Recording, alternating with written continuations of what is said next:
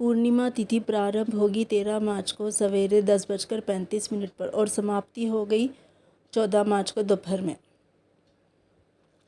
भद्रा का काल रहेगा रात्रि 8:14 से रात्रि 10:22 तक।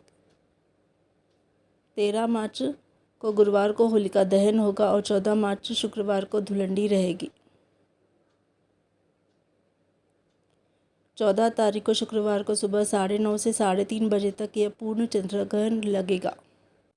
13 मार्च को रात में 11:30 से 12:30 बजे तक होलिका दहन का श्रेष्ठ मुहूर्त है और दूसरे दिन रंगों वाली होली खेल सकते हैं। होलिका दहन के समय जलती आग में डालें ये सामग्री: चंदन की लकड़ी, गोबर के उपले, पान, कपूर और लौंग, गेहूं की बाली, काले तिल, हवन सामग्री, सूखा नारियल। होलिका दहन में चंदन की लकड़ी डालने से घर में सुख और समृद्धि आती है।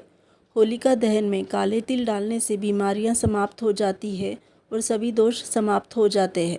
होलिका दहन में गेहूं की बाली डालने से घर में कभी भी अन्न की कोई कमी नहीं होती है। होलिका दहन में हवन सामग्री और हल्दी की गांठ डालने से विवाह के योग बनते हैं। होलिका दहन में गोबर के उपले डालने से नकारात्मक शक्ति समाप्त हो जाती है। होलिका दहन में कपूर, पान का पत्ता, लौंग का जोड़ा डालने से रोगों से मुक्ति मिलती है। होलिका दहन में सूखा नारियल डालने से लक्ष्मी माँ की कृपा प्राप्त होती है। होलिका में गोले में अलसी का तेल भरकर डालने से राहु दोष से शांति मुक्ति मिलती है। होलिका दहन कौन कौन नहीं देख सकता? शादी के बाद पहली बार नई दुल्हन को होलिका दहन देखना अशुभ माना जाता है। इसे दाम्पत्य जीवन में परेशानी आती है और जीवन संकटों से घिर जाता है। सास और बहू को एक साथ होलिका दहन नहीं देखना चाहिए। मान्यता है कि ऐसा करने से आपसी प्रेम कम हो जाता है। गर्भवती महिलाओं को होलिका दहन नहीं देखना चाहिए और ना ही होलिका की परिक्रमा करनी चाहिए। जिन लोगों की इकलौती संतान होती है उन्हें भी होलिका दहन नहीं देखना चाहिए। पहली होली पर सास बहू को साथ में क्यों नहीं रहना चाहिए, आइए जानते हैं।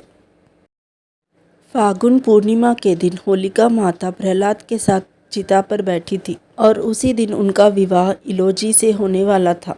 किंतु जब संध्या के समय उनकी बारात आई तब होलिका माता चिता में जल रही थी। जब उनकी सास ने अपनी बहू को जलते हुए देखा तो सदमे से उनकी भी मृत्यु हो गई। क्योंकि फागुन पूर्णिमा पर सास और बहू दोनों की एक साथ मृत्यु हुई, तभी से पहली होली पर सास बहू के साथ ना रहने की परंपरा भी शुरू हो गई।